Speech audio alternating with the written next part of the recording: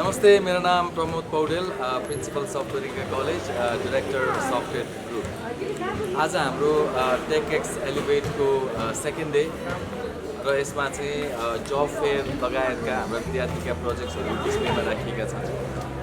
त्यसको अलावा हामीसँग रोबो वार कम्पिटिसन पनि आज भएको थियो, जसमा चाहिँ विभिन्न रोबोटिक्स समूहका भाइ बहिनीहरूले चाहिँ आफ्नो रोबो डिभाइस लिएर आएर कम्पिटिसन पनि गर्नुभयो।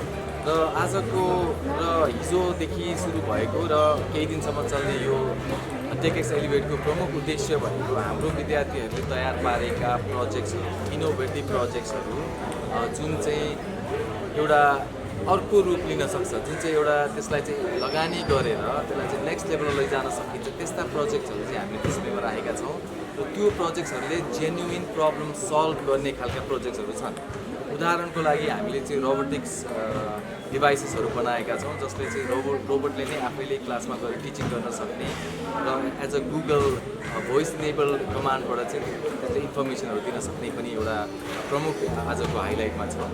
त्यस बाहेक चाहिँ अरू एग्रिकल्चर लेभलका प्रोजेक्ट्सहरू जसमा टेक्नोलोजी प्रयोग भएर एग्रिकल्चरमा स्मार्ट एग्रिकल्चर सिस्टम गर्ने, स्मार्ट पेन सिस्टम गर्ने, स्मार्ट सिटी लगायतका प्रोजेक्ट्सहरू आज हामीले डिस्प्लेमा राखेका छौँ।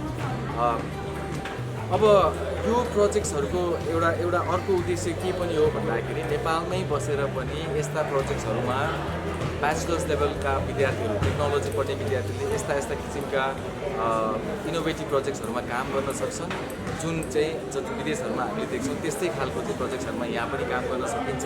र सफ्टवेयरिका कलेजले जहिले पनि ह्यान्ड्स अन एक्सपिरियन्स र प्र्याक्टिकल एजुकेसनमा ध्यान दिने हुँदाखेरि यस्तो प्रोजेक्ट्सहरू नै सफ्टवेयरिका कलेजको विशेषता हो। त्यस कारणले गर्दाखेरि अहिले भर्खर 12 कक्षा सकेका विद्यार्थीहरूलाई म के अनुरोध गर्न चाहन्छु भने एकतालि यो इभेन्टमा आइदिनु होला र विभिन्न खालको प्रोजेक्ट्स, कस्ता प्रोजेक्ट्सहरू चाहिँ विद्यार्थीहरूले गर्न पाउँदा रहेछन् र कस्तो टेक्नोलोजीका कुराहरू सिक्न पाइँदो रहेछ भन्ने कुराको यहाँ एकदमै सबै छर्लङ्ग पारेर तयार गरिएको छ।